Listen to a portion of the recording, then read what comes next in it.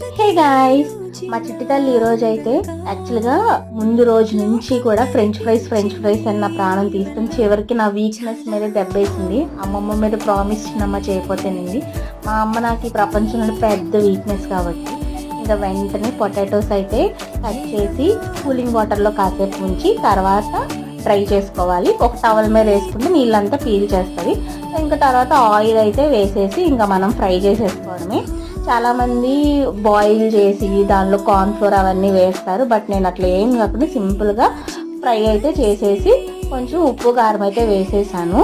Taste అయితే చాలా బాగుంది. మా వాళ్ళు చేసిన 5 నిమిషాలకే మొత్తం ఖాళీ చేసేసారనమాట. అంత టేస్ట్ అయితే బాగుంది.